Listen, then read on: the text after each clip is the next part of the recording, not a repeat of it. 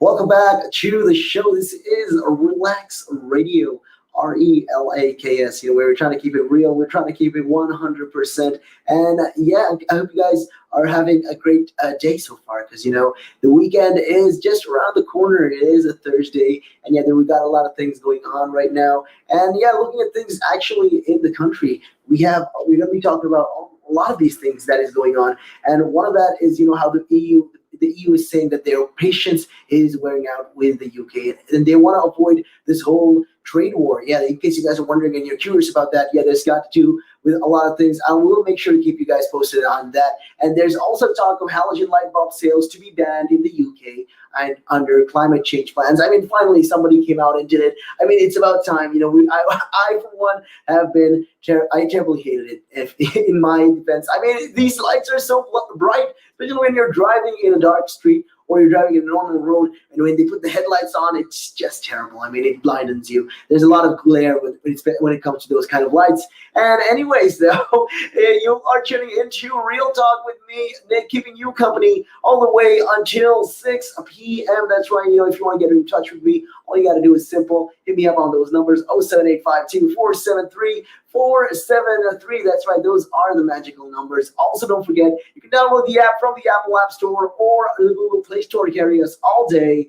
every day. But with that being said, diving right into it, the matters at hand right now, we're going to be talking about one of the biggest and most important matters is foreign aid. The country has been deciding to be cutting down their foreign aid in the country to all these poorer countries and middle class countries. So right now the MPs are saying there's no plans to give MP votes on these cuts, says number 10. So the government has no plans to offer MPs a vote on revising this £4 billion pound cuts to the overseas aid budget. This is what the number 10 is saying. So what they're trying to do is they are saying, okay, this is the thing. Nobody's going to refute this. Nobody's going to argue about this. This is the story. We are going to make sure that we're going to do these cuts. There is £4 billion.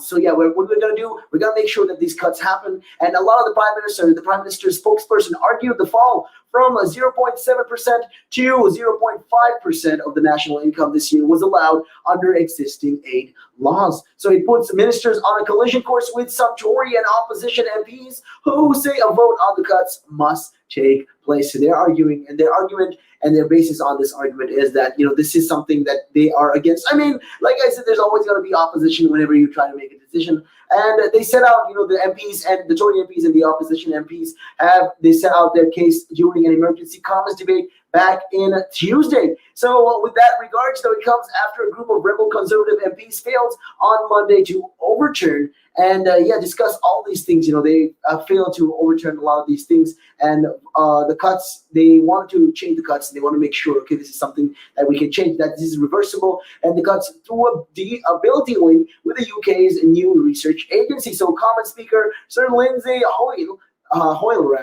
ruled their planned vote that could not be allowed, as it was not within the remit of the law being debated at the time. But he called on ministers to give the Commons the respect that it deserves. So these are just some of the things that they were talking. They want to find a way, an alternative way, to offer MPs an effective vote on this whole issue. And with that regards, a leading rebel, the Tory MP Andrew Mitchell, claimed the group would have had enough support to defeat the government if the vote had taken place. And he had previously pledged to use all the parliamentary procedures we can to force a vote on the issue if their amendment was not selected. So speaking back in Tuesday, the government said, he said that the government was denying MPs a vote because it fears it could lose. So this is also, what they're trying to say. They're trying to debate on this particular matter at hand. And with that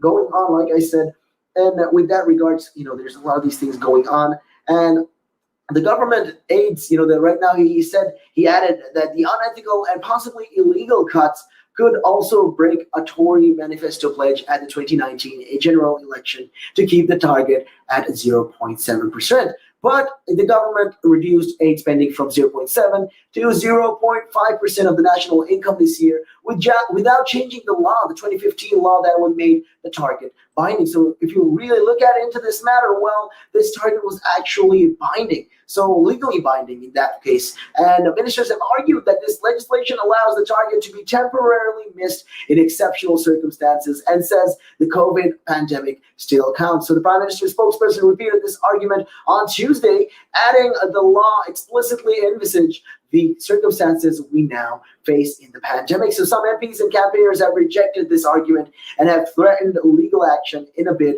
to force a vote on the spending. So what next in the battle over the whole aid spending? Well, the government has said there are no plans for a vote on the cuts to the overseas aid, but that doesn't preclude the cut from being restored. So what they're trying to say is, right now we can't really argue. We are going to make it cut. We're gonna be cutting this, but then of course this is just a temporary basis. What some of them are saying. So some of the conservative rebels are hoping the chancellor will announce in due course, perhaps, and at the spending review, that the economy is on a course to recover, and will say this allows him to give a date for the temporary reduction to end. But the leading rebels are not pinning their hopes on these wishful thinking. So they believe, okay, what's going to happen is this is going to be permanent. We're going to be sticking to this. This cut is going to be permanent, and it's going to affect a lot of people also, a lot of people that really require the aid right now.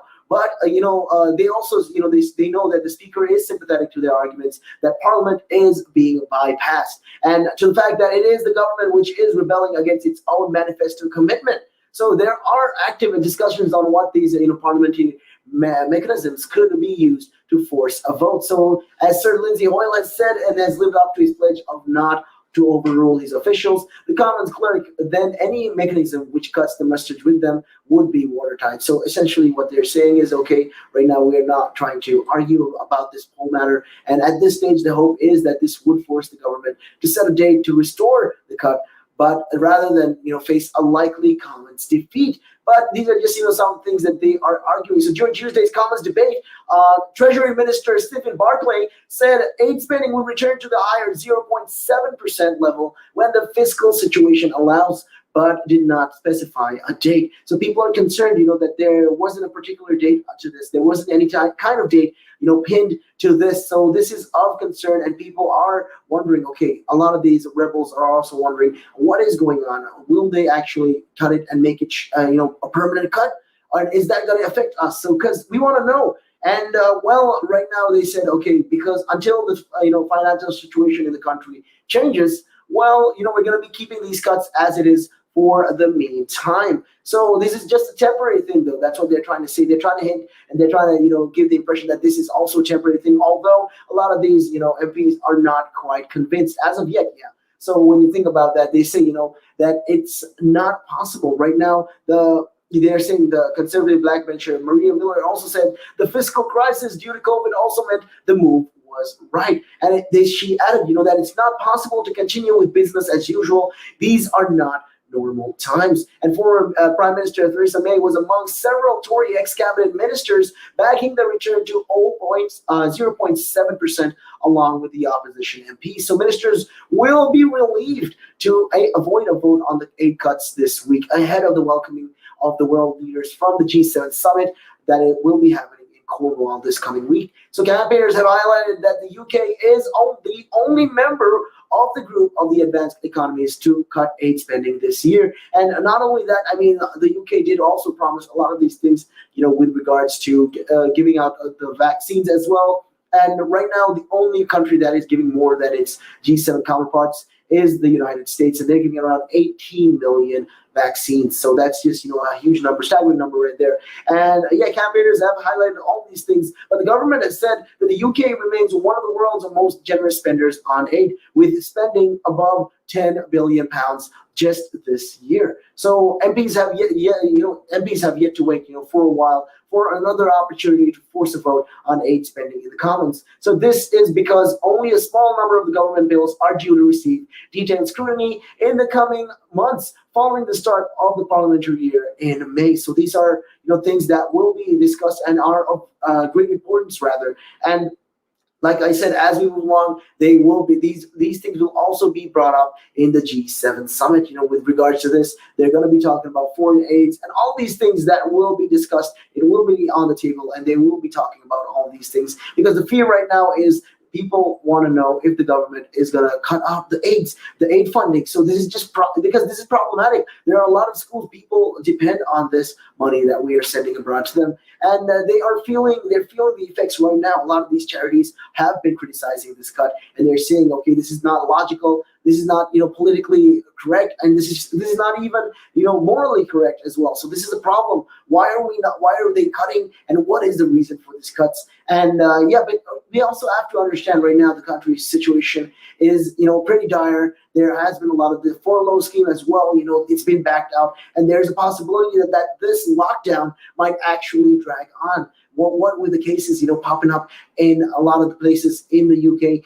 We got places also like in Scotland as well, Glasgow area, right there, the Greater Manchester area, we got the Bolton area. These are just some of these areas that have been affected by this whole Delta variant. So with that regard, the reasoning is that economically right now, we are currently not as we were back, before pre-pandemic levels. So we do need the money. I mean, I understand the reasoning behind it, but at the same time, is it really fair to be cutting it from, the countries that do require it? Is it legal? Is it really fair to be cutting it like this? And this is what a lot of these MPs are against, and they are looking for a vote on this, but no vote is, going to be happening anytime soon. So we have to look in on this more. Hopefully within the next couple of weeks, they will decide on what's going to happen and how long they hopefully will provide a particular date on this. But let's see, hoping for the best with that. But and that being said, we are going to be moving into we're going to be going on to a break. But before we do, though, if you have a dedication or shout outs or anything you want to talk about, well, feel free to hit me up and let me know.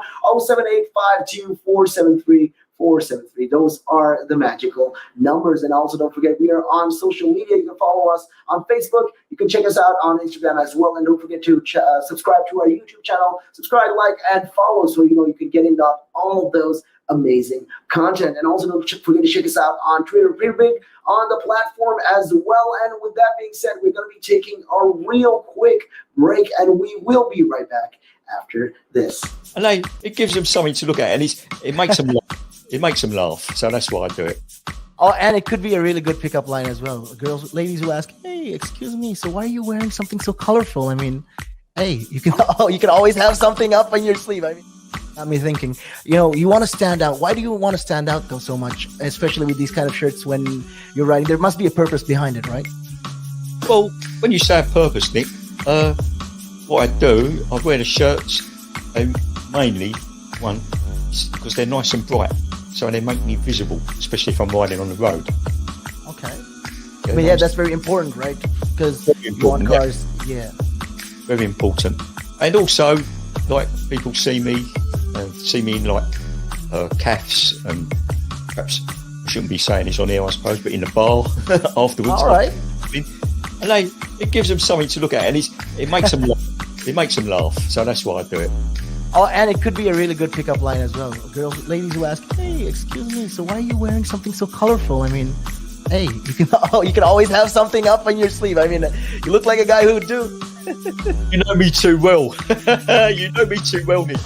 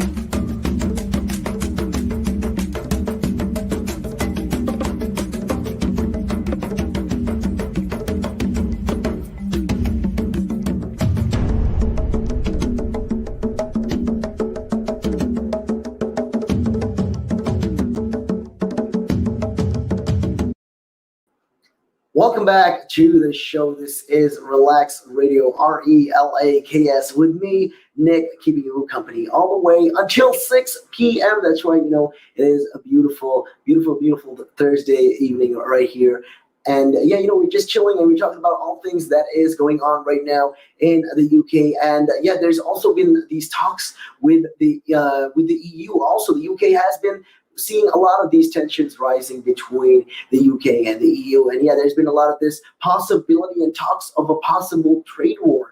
That's going to be a big problem. That's going to be the worst of the, if you look at the icing, that's like the cherry on top of the cake. Because right now, what with the pandemic going on and the number of cases and the possibility of a new variant, well, this is something that, we want to avoid as much as possible. Well, right now, the EU said it is, its patience is wearing thin with the UK in talks amidst to avoid a post-Brexit trade war. So right now, there is talks about particularly this particular topic, and it is, being discussed, and they're saying, okay, listen, right now, this is a big problem, and we are trying to avoid this as much as possible. Why is the UK doing this? Why can we not, find a peaceful resolution to all of this?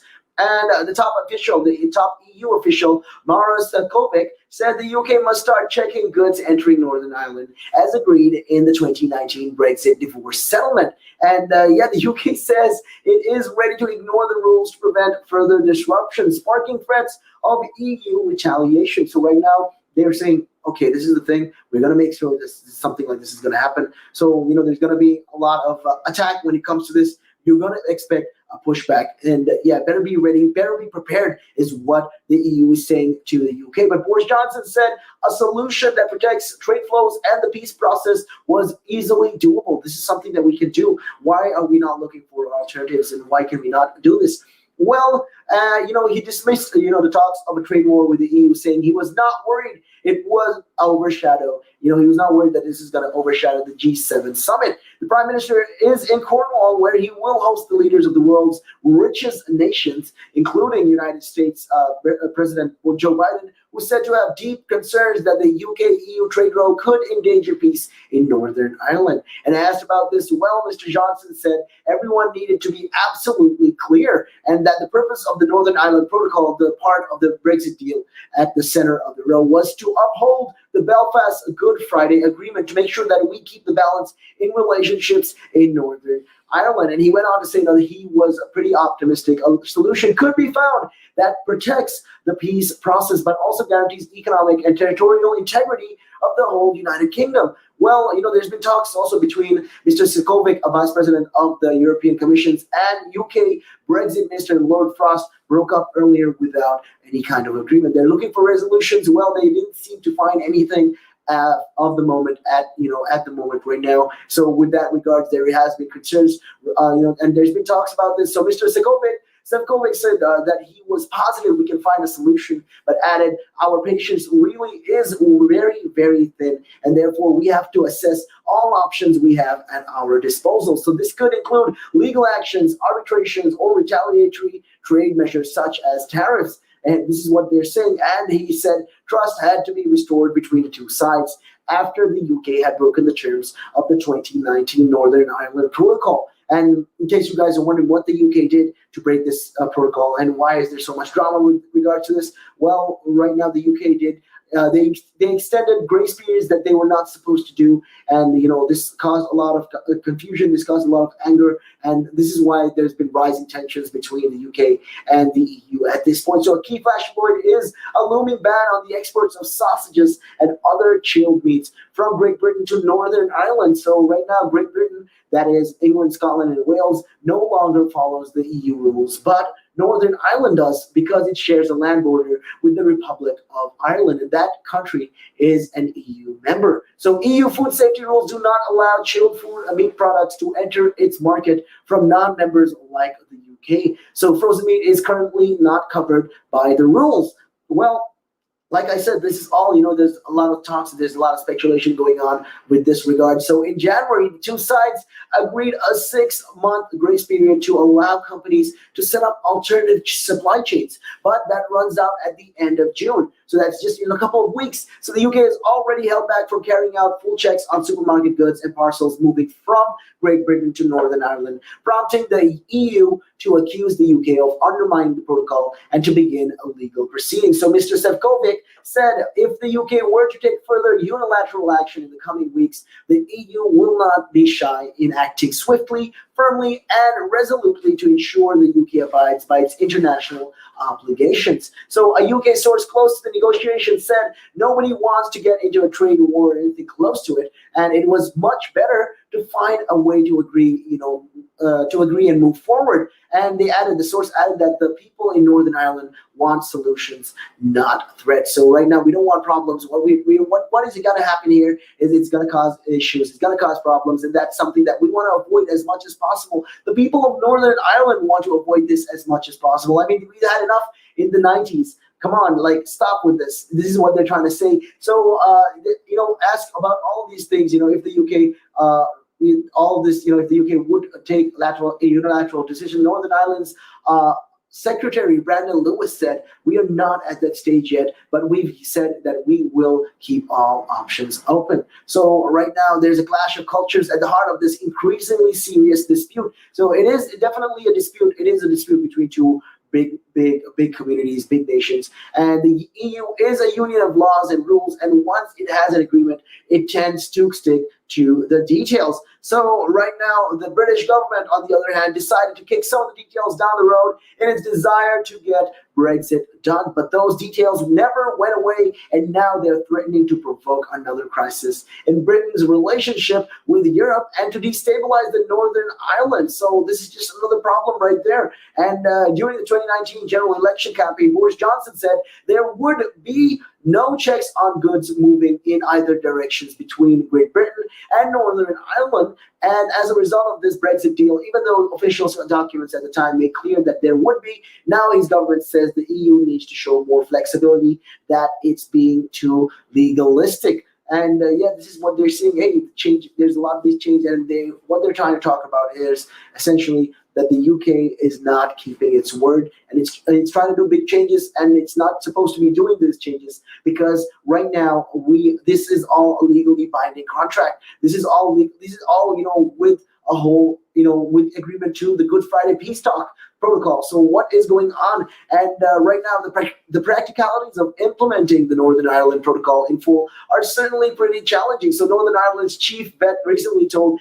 assembly members in the Belfast that it would require more checks on food than are done in the whole of the EU, and he only has 12 vets. So the EU says it is prepared to be flexible, but says the UK cannot walk away from its legal obligations. And in legal, both sides are talking about considering all their options if a compromise can't be found. So in public, at least, it's hard to see where the common ground even lies. So Mr. Sefcovic said the EU had offered a temporary solution to all these things through the chilled meat issues ahead of a comprehensive trade deal.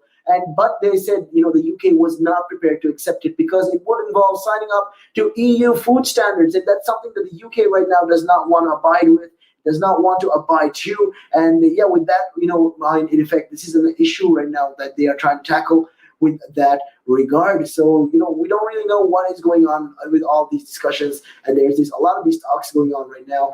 And Mr. Sefcovic said, he also added that ideology prevails over what is good for the people of Northern Ireland. And speaking after his meeting with Mr. Sefcovic, Lord Frost said the protocol was being implemented in a way which is causing disruption in Northern Ireland. And we had some pretty frank and honest discussions about this whole situation. So right now they are having talks. There's a lot of these talks going on, and they are locking horns. The UK and the EU are locking horns. And right now, looking at all these situations, there is a lot of these tensions brimming to the surface. So he went on to say, Mr. Sefcovic went on to say, that there weren't any breakthroughs, there weren't any breakdowns either, and we're all going to carry on talking. So what we really need now is to be very urgent, find some solutions which support the Belfast Good Friday Agreement, support the peace process in the Northern Ireland, and also allows things to return to normal. So Lord Frost also said, that the EU was insisting that the two sides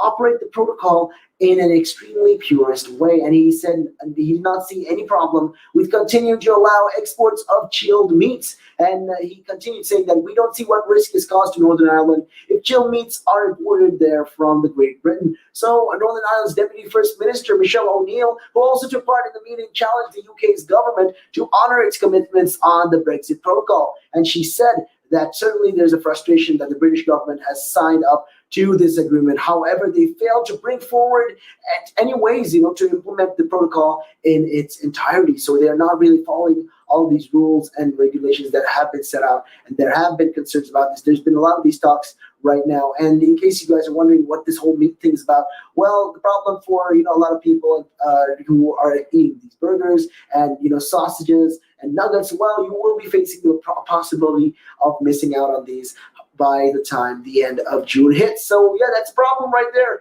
And if you're wondering, what to do, why is this all on trend? It's because of this Good Friday protocol right now, and the UK is making moves on its own, and this is what the EU right now is having trouble with. And there's a lot of these trouble going on, and they're saying, okay, the UK is making unilateral decisions, and we want to prevent that, and we want them to stop. So we are going to be possibly putting in trade sanctions, and that is going to be a very, very concerning thing. And if that happens to the UK, well, that's going to be a big problem. So yeah, it's just, one of the things that is, some things actually that is going on right now. So we can talk about more about this, this whole issue with the sausages and the Northern Ireland Protocol and all of that after this short break. And taking a look at your time right now, it is the 3:53. Good evening. Again. But now, if you say to a child, if I went up to a child and said, you've had one to forget, God, there'd be an inquest.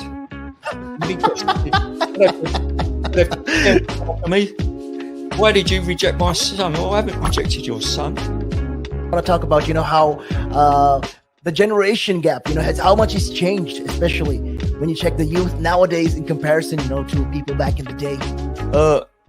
I'd say when I was younger, it was more disciplined. Not now. In comparison to now. Not at all. Not now. The way things are nowadays, the younger generation, you seem that they can't accept the word no. If that makes sense. They can't accept rejection, essentially, is all you're trying to say. Yeah, they can't accept the word no. So if you, how did I do? Well, you didn't do very well. And they get upset. And when I was a youngster, my father used to say to me, because I used to be sport mad when I was very young, well, I still am sport mad, but like participating in different sports. And if I had a bad game, for example, I'd say to me, you had one to forget. That's it. Your dad sounds like a smart guy. I mean, yeah, that's the real fact of the matter, yeah. He'd say to me, you had one to forget. Get over it. And that was it. So I'd dust myself down and do it again. But now, if you say to a child, if I went up to a child and said, you've had one to forget, God, there'd be an inquest.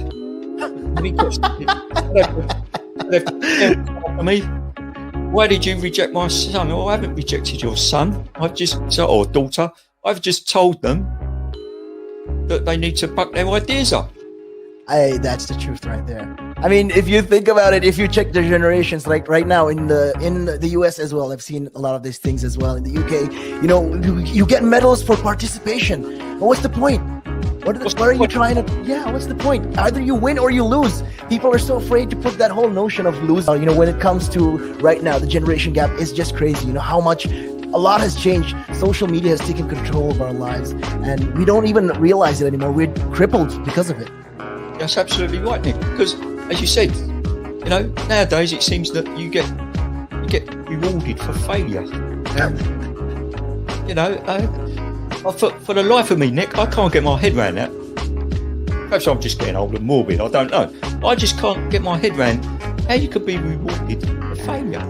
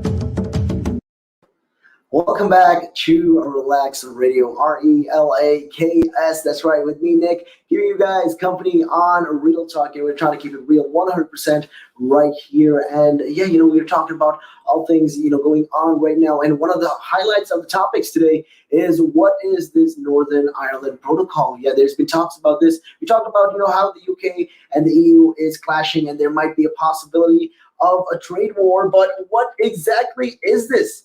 I mean, what exactly is this got to do? Well, all I gotta say, it's a funny story. When you talk about it, it's got to do with sausages. And how is this going to affect our sausages? Well, the next time you want to throw a barbecue, well, the issue at hand is because, there's a section of the Brexit deal called the Northern Ireland Protocol, which the UK and the EU signed up to. So because of this, because of the Brexit, Great Britain, which is England, Scotland, and Wales, no longer follows the EU rules. However, Northern Ireland does because it shares a land border with the Republic of Ireland and a EU member. So the Republic of Ireland is an EU member, and then there's also Northern Ireland, which is also having these kind of issues right now. So I hope you guys are, with me and, you understand what's going on. But there is, they're going to talk about these sausages and these chilled meats. Well, it comes into this because EU food safety rule doesn't allow chilled meat products to enter its market from non-members, and that includes the UK, because UK left. They did the Brexit happened, and this happened. So, the EU can't allow sausages from the UK going to these countries. So this is just, other problems right there. There's safety food checks as well. And there has been a 6-month grace period, though, that has been placed in since January where the rules don't apply. And under the terms of the protocol, this runs out at the end of June. That's right. This whole thing will end at the end of June. So the talks on what happens next, as well as on other aspects of the protocol, will be held between the UK and EU on Wednesday. On Wednesday, hopefully, they were talking about all these things and they were coming with discussions with regards to this. So, this is something that they're going to be talking about. And with that regard, though, this is something that they said they would discuss. I mean, I don't really know what is going on, but there's been a talks of what will happen. In the UK, Environment Secretary George Eustace said that the EU needed to explain why the sausages sales to Northern Ireland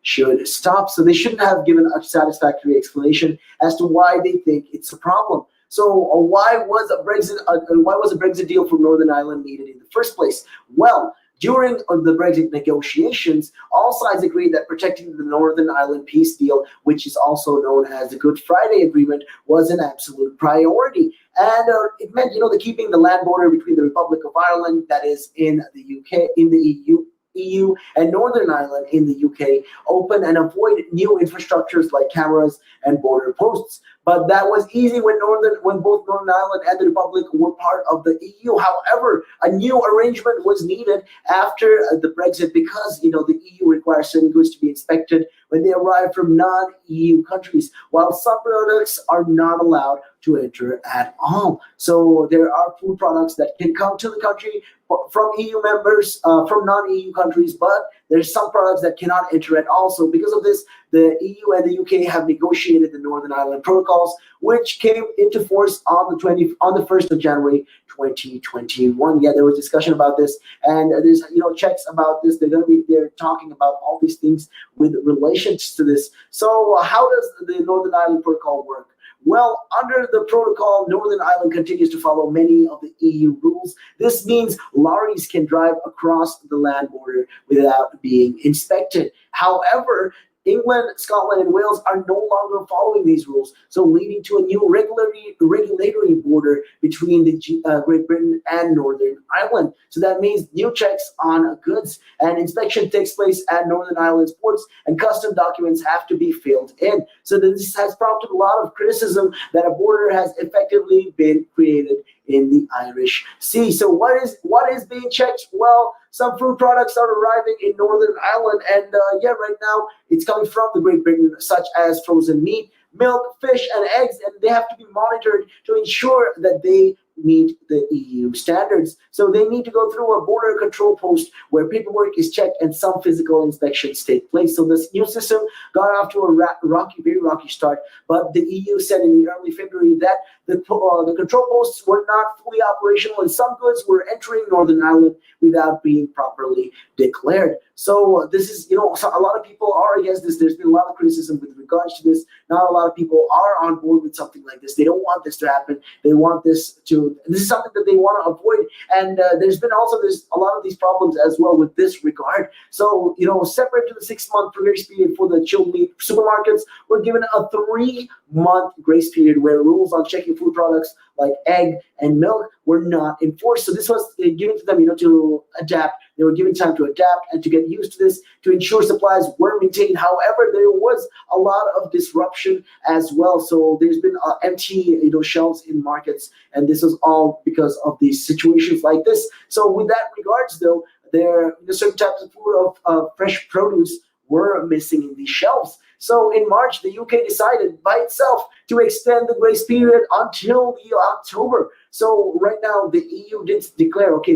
we're going to give you a 3-month grace period. We're going to give you a 6-month grace period. You cannot extend it. How can you extend it by yourself? That is the question right now. And because of this extension, it subsequently announced further unilateral moves to make the trade in parcels and plants from Great Britain to Northern Ireland easier. But the EU has previously said the UK's decision to extend the grace period between, it breaks international law, and it has launched a legal action which could end up with the European Court of Justice imposing substantial fines on the UK. So on a visit to Northern Ireland on the 12th of March, before the EU legal action was launched, Boris Johnson insisted that the government's move was totally lawful. So with that regards, there's a lot of these talks that is going on right now. There's a lot of these problems, with this aspect.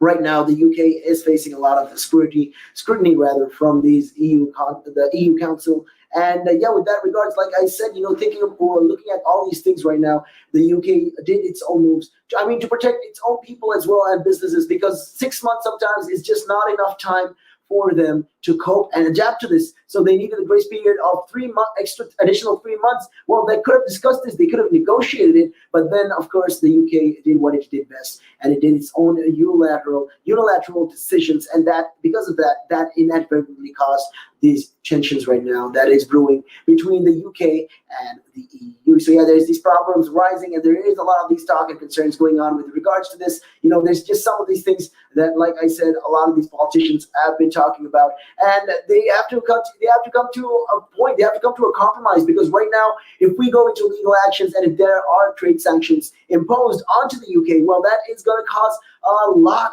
of problems. That's going to cause a massive amount of problems, and that's something that we want to prevent and avoid at all costs right now. Because if anything, if we get more tariffs added, also, that's just terrible, in my opinion. We don't want anything like that right now, and we're trying to prevent that as much as possible. But with the situation going on right now, the UK and the EU are not at the greatest of terms, and this is mostly to do, like I said, with the Brexit situation. And because of that, well, Northern Ireland has been caught up in the mix of all of this. And this is just some of the things that is going on. We don't really know how this thing will play out. Hopefully, it will come out to the benefit of both countries and both sides. But the way I look at this, I can predict a loss from one side, and there will be some kind of repercussion because of this. I mean, the UK had to make that decision. They had to make that move, they say, but then they argue and say that this is not, unlawful. What the moves that they did was not, against any kind of breach of international law. Well, the EU, is arguing against that. They are contesting that particular point, and there is going to be most probably a legal setting with this, and they're going to be taking legal action. And with that, hopefully there will be some sort of mitigation when it comes to problems like this. Because, like I said, all these supermarket issues. I mean, we're going to be facing a lot of these problems, as we go along, and we don't want these things to pile up. And this will be discussed, hopefully, by the time, in the next couple of, hopefully by the time end of the week comes in, which is in just a couple of days, the G7 summit will be talking about this. And, there is speculation that President Joe Biden from the United States will be talking about this particular point, and they will drive home the point of, they want peace to be maintained between the UK and the EU, because right now that will be a problem. They want to prevent any kind of tension forming up And like I said, this thing happened back in a couple of years ago, back in the 90s, and this is something that we want to avoid. This is the whole point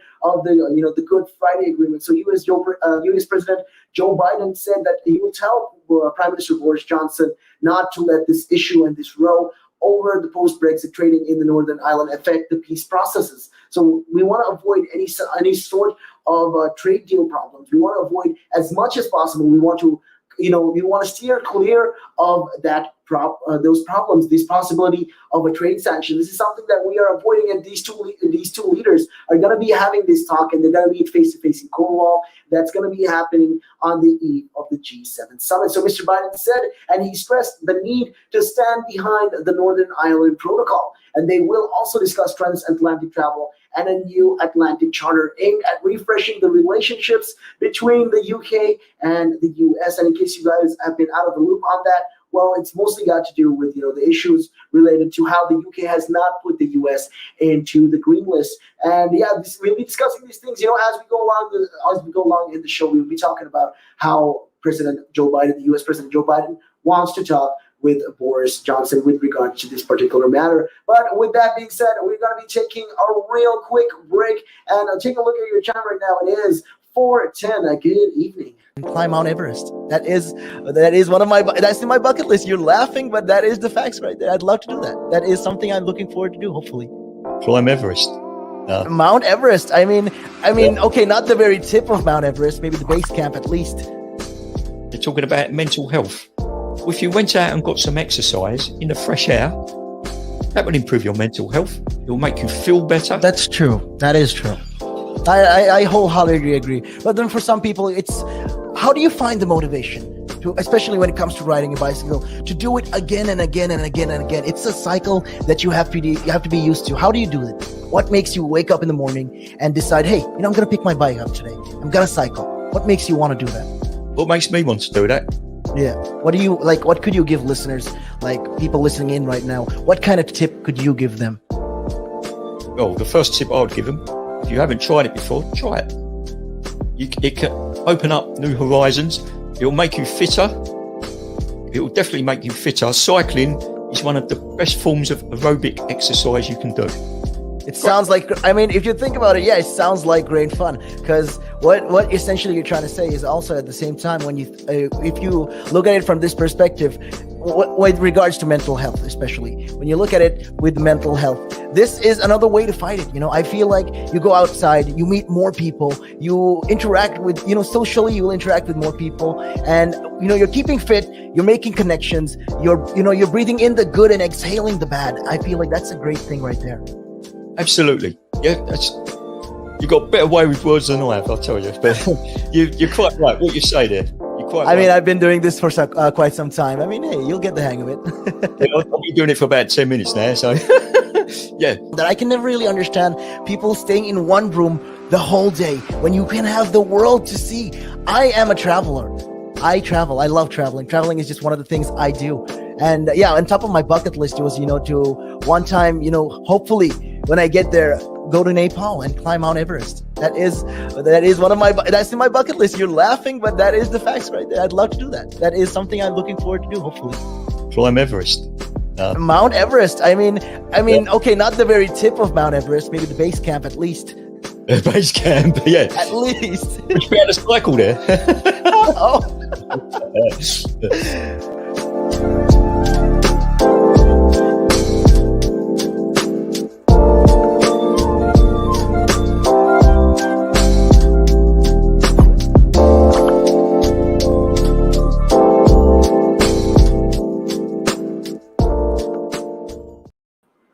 Welcome back to the show. This is Relaks Radio. And you're listening in with me, Nick, on Real Talk, trying to keep it real, trying to keep it 100% all the way until 6 p.m. We're going to be talking about all the things going on across the UK. And the summit, the top of the matter right now is the G7 summit, and how, U.S. President Joe Biden has been talking to the Prime Minister, and he's warning the Prime Minister, Boris Johnson, not to risk NI peace over the Brexit situation. So right now, there has been talks with regards to this. And like I said,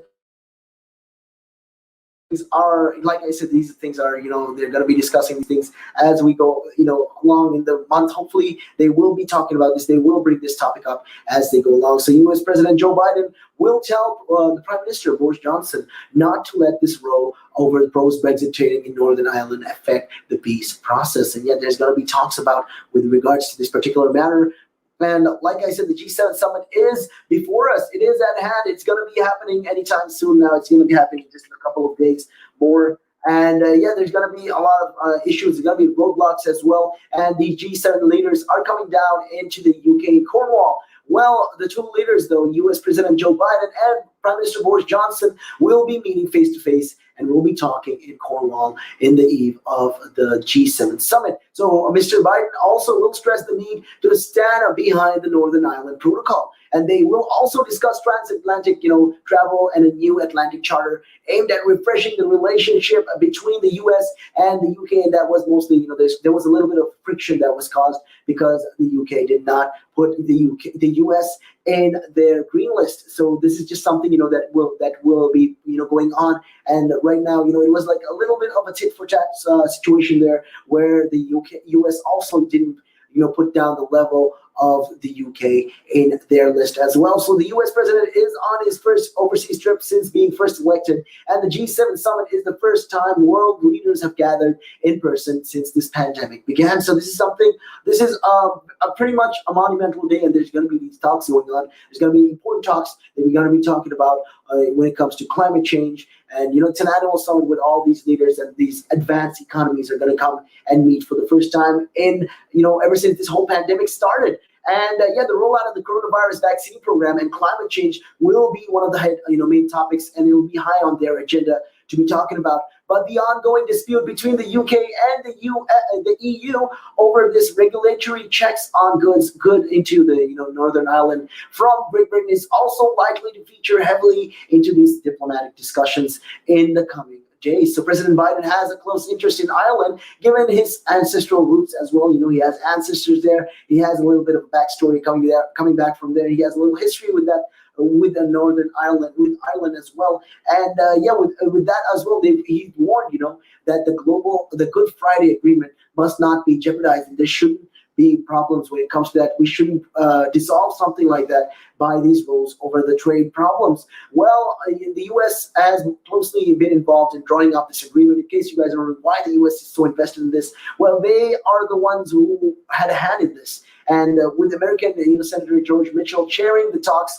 which led to the whole peace deal. So business and political leaders in Northern Ireland have warned that the trade dispute is causing the next political angst and instability in the run-up to the marching season next month. So a historical flashpoint between loyalist and nationalist communities. So right now, Northern Ireland was given special status as a result of the 2019 Brexit divorce settlement between the UK and the EU. While England, Scotland, and Wales no longer follow EU rules, Northern Ireland still does, because it shares a land border with the Republic of Ireland, and that is also a country that is a member of the EU. So in order to avoid any sort of physical border checks between these two countries and thereby protecting the peace process, it was agreed that these customs checks would take place on goods entering Northern Ireland from elsewhere in the UK. But unionists say that this has effectively put a border down the Irish Sea, instead something they are ideologically opposed to. And businesses say that these supply chains have been complicated and disrupted as well. So there's a lot of these talks as well. They're saying, okay, a border has already been there, being made, being erected. So the talks are, on Wednesday between the ministers, Brexit Minister Lord Frost and European Commissioner Maros Sefcovic, who were trying to resolve this whole issue this whole dispute without any sort of tension. Well, it didn't end with anything else. It ended up without any sort of breakthrough. And there was, they were talking about all these things, but then they didn't really come to a point of compromise. There was not a resolution found as of yet. So Mr. Sefcovic said the EU's patience was running thin, though, and with the UK's attitude toward this whole protocol, UK ministers said they were prepared to ignore parts of it to prevent disruption to goods like sausages and other chilled meats going to Northern Ireland from the Great Britain. So in a press conference on during Thursday morning, European Commissioner President Ursula von der Leyen said the protocol was the only solution to prevent a hard border with the Republic and must be implemented completely. So we want to avoid this whole, a border, situation with these particular countries. So Mr. Johnson said that on Wednesday that resolving the dispute with Brussels was easily doable. And what we want to do is make sure that we can have a solution that protects the peace process, but also guarantees the economic and territorial integrity of the whole United Kingdom. But, speaking on a visit to Batley in West Yorkshire, the Labour leader, Sir Keir Starmer, said President Biden had delivered an unprecedented rebuke to the Prime Minister over the unresolved situations in Northern Ireland. And Sir Keir Starmer also went on to say that he knew what it means for those communities and the way the government is about this is undermining the peace process, adding the situation was also undermining the UK's relationship with the US. So if this continues to build up, well, there's going to be problems, and the UK will be facing problems with the US as well. There's going to be tensions rising with them as well. So the government needs to make much more of an effort to settle this, to negotiate and get to a settlement for the people of Northern Ireland and for the world. So yeah, there's just, these talks going on. Let's see how it goes. Hopefully there will come discussions about this, because right now, if the UK makes problems and it does, end up in a trade war, well, the US will definitely side with the EU. That's what, is going to be happening, because this is going to cause and it's going to undermine a lot of issues. There's going to be a lot of tension building up with this particular issue as well. So during their meeting in Cabarrus Bay, Mr. Johnson and President Biden are expected to meet and agree to set up a task force to make recommendations on safely resuming international travel. So yeah, that's also going to be a topic right there. They will be talking about that. And yeah, a lot of these airlines are also talking about this particular thing, and they are saying that this is definitely a step forward in the right direction. So the Prime Minister is coming under fire for his own travel arrangements to Cornwall. So critics are saying that taking a private jet rather than a train to the summit tarnishes his green credentials and Britain's claim to be a world leader on climate change. So Mr. Johnson defended his decision, saying,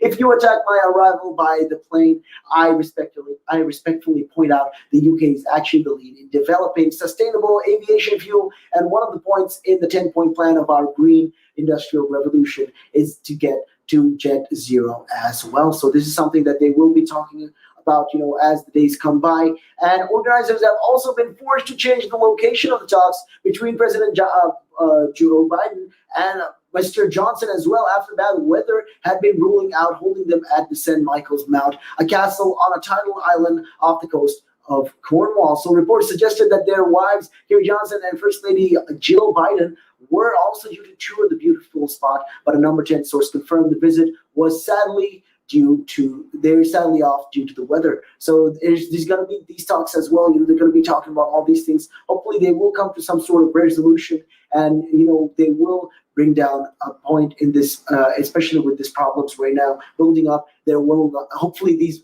tensions will ease out in the coming of days. And with that being said, we're going to be taking our real quick break, and we will be right back after this. And it gives them something to look at, and it makes them laugh. It makes them laugh. So that's why I do it. Oh, and it could be a really good pickup line as well. Ladies who ask, "Hey, excuse me, so why are you wearing something so colorful?" I mean, hey, you can always have something up on your sleeve. I mean, got me thinking, you want to stand out. Why do you want to stand out though so much, especially with these kind of shirts when you're riding? There must be a purpose behind it, right? Well, when you say a purpose, Nick, what I do, I wear the shirts mainly, one, because they're nice and bright, so they make me visible, especially if I'm riding on the road. Okay. I mean, yeah, that's very important, right? Because you want cars, yeah. Very important. And also, like, people see me in like calves, and perhaps I shouldn't be saying this on air, I suppose, but in the bar afterwards. All right. And it gives them something to look at, and it makes them laugh. It makes them laugh, so that's why I do it. Oh, and it could be a really good pickup line as well. Ladies who ask, "Hey, excuse me, so why are you wearing something so colorful?" I mean, hey, you can always have something up on your sleeve. I mean, you look like a guy who would do. You know me too well.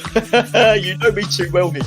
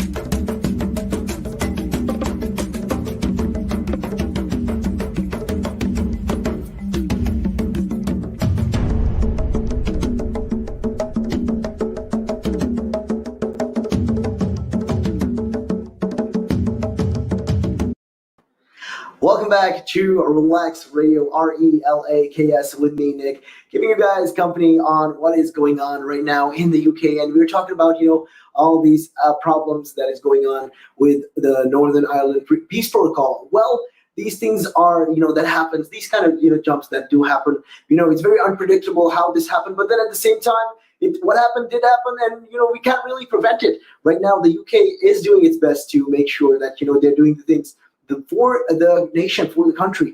And with that regards, though, there is also the topic that I wanted to be talking about the whole day. It's been on my mind, and it does kind of bring a smile to my face. And in case you guys might be even having these things, well, you might think that I'm a little too ecstatic about it, but I kind of am. I mean, I can't really help it. So halogen light bulb sales to be banned in the UK under the climate change plans. I mean, finally somebody did it, because I always hated those lights. In my opinion, those lights were just terrible. Sometimes you're half blind all the time. So the sales of these light bulbs are to be banned in the UK from the September, and this coming September, with these fluorescent lights to follow under government climate change plans. So the move will cut 1.26 million tons of carbon emission a year and deliver consumer savings officially. So the UK began phasing out the plan of the sale of these higher energy halogen light bulbs in 2018 under EU-wide rules. Now, retailers will no longer be able to sell most of the remaining halogen bulbs, such as kitchen spotlights. So these are just, some of the things that will be happening. And legislation for the plans is being brought forward this month by the government, and the plan will help continue the shift to low energy LED light bulbs. But this will account, for about 2/3 of lights now sold in Britain. So it's expected to mean LEDs will continue for 80% of all light bulbs sold by 2030. And LED lights, that essentially what they do is they last 5 times longer than the traditional halogen bulbs and produce the same energy and amount of light, but use up to 80% less power. So there'll be less waste with all of these things. So this is something that will be happening. They will be bringing in this initiative as well in the coming of days. And with that said, though, we were talking about all these things and all these things related to the light bulbs. The sales of these halogen light bulbs as well will be banned in the coming of days. And on other news, though, Matt Hancock defends his timing of the first-time lockdown. There's been talks about that, and he has come under fire with regards to all of that. And Health Secretary Matt Hancock has sought to justify the timing of the first national lockdown after claims of a delay that cost thousands of lives. And he told MPs lockdown earlier than 23rd of March 2020 would have gone against the scientific advice at the time. So ministers did challenge the scientists, he insisted, but overruling their advice would have been much, much harder, is what he's trying to say, and he's trying to justify right now. And he denied claims by Dominic Cummings at the same committee 2 weeks ago about his handling of the pandemic. So he rejected Mr. Cummings' criticisms, including that he had lied to Prime Minister Mr. Boris Johnson about being care home testings. And he gave a very different version of events to set out by the Prime Minister's former aide. So he told the MPs he bitterly regrets not pushing back harder against initial scientific advice that COVID was unlikely to spread asymptomatically. So this assumption was a big reason. And he said why the government's advice on the routinely testing hospital patients before they were discharged into care homes did not change until April. So he said that he'd asked the scientists in January to look into the evidence from China that the virus could transmit in this way, but was told during a World Health Organization call this was highly likely to have been down to translation issues. And he added that he had an instinct the advice was wrong, but said it was hard to overturn this when you don't have the evidence that you're right and the scientific consensus is wrong. So, he's kind of pointed it on that particular part. And right now, Mr. Hancock saying that, he's been having a lot of these things going on, and he did have his, issues with this regard as well. So there's a lot of these talks going on, and Dominic Cummings sat in the same chair, that they were sitting in, and they heaped a lot of these blames to his former colleagues, and they were talking about all these things,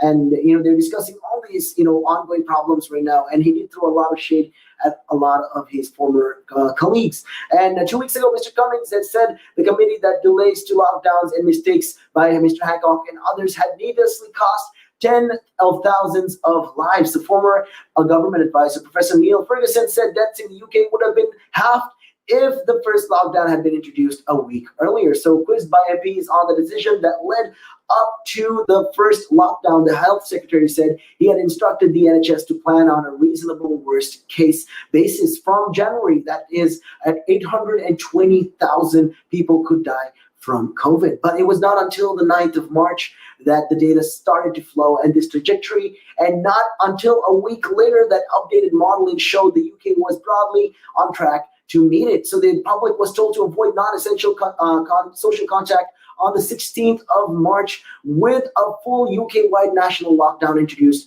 on the 23rd of March. So asked why a lockdown was not implemented earlier, he said the clear advice at the time was there was only a limited period that people would be put up with the lockdown. And he said that this proved to be wrong. So yeah, with that regards, so there has been a lot of talks with regarding this particular issue and this matter, and there's been a lot of criticism. They've been drawing a lot of criticism with regards to this. So yeah, there's this issues going on as well. There's been talks about this. We don't really know what is going on. There's a lot of these, it's hidden in the lines. If you have to read between the lines to figure out what has happened with that regards. And the health secretary also went on to defend the government's initial advice to care homes that COVID testing would not be required before they receive patients from hospitals. So adding that ministers had always followed the clinical advice, and he said that early on in the pandemic, there were worries that testing asymptomatic people could provide false assurance due to incorrect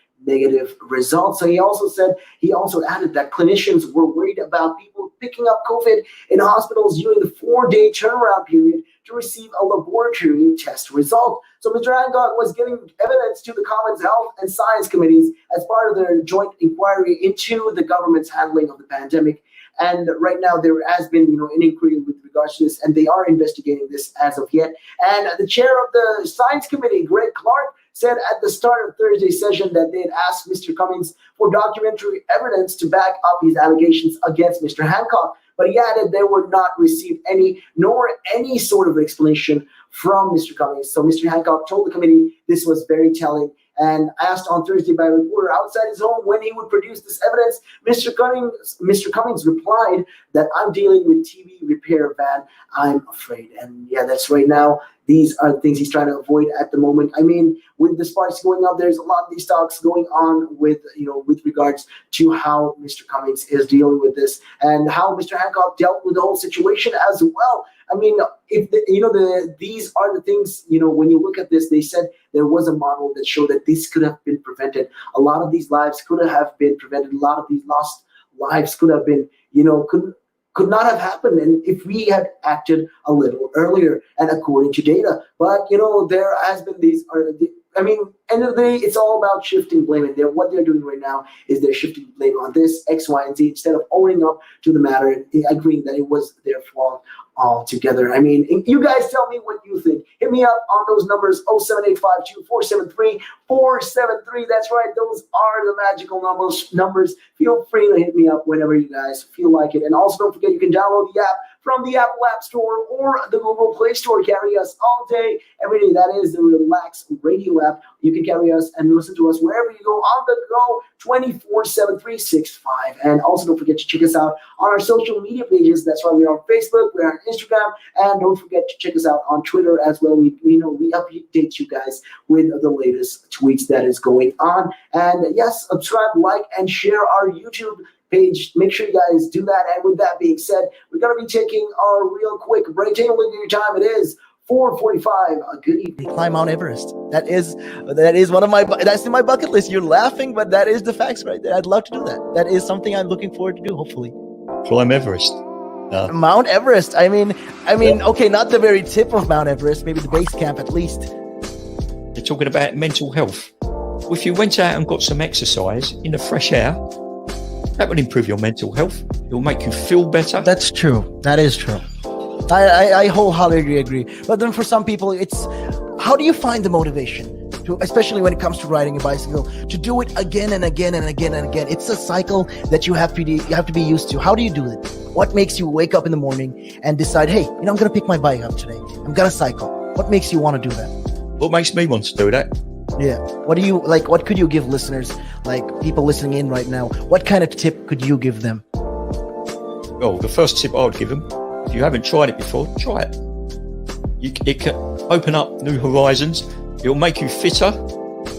It will definitely make you fitter. Cycling is one of the best forms of aerobic exercise you can do. It sounds like, I mean, if you think about it, yeah, it sounds like great fun. Because what essentially you're trying to say is also at the same time, when you, if you look at it from this perspective, with regards to mental health, especially when you look at it with mental health, this is another way to fight it. You know, I feel like you go outside, you meet more people, you interact with, you know, socially, you'll interact with more people, and you know, you're keeping fit, you're making connections, you're breathing in the good and exhaling the bad. I feel like that's a great thing right there. Absolutely. Yeah, you got a better way with words than I have, I'll tell you. But you're quite right. What you say there. You're quite right. I mean, I've been doing this for quite some time. I mean, hey, you'll get the hang of it. Yeah, I've been doing it for about 10 minutes now, so yeah. That I can never really understand people staying in one room the whole day when you can have the world to see. I am a traveler. I travel. I love traveling. Traveling is just one of the things I do. And yeah, on top of my bucket list was, you know, to one time, you know, hopefully when I get there, go to Nepal and climb Mount Everest. That is one of that's in my bucket list. You're laughing, but that is the facts right there. I'd love to do that. That is something I'm looking forward to do, hopefully. Climb Everest. Mount Everest. I mean, okay, not the very tip of Mount Everest, maybe the base camp at least. Base camp, yeah. At least. Would you be able to cycle there? Oh.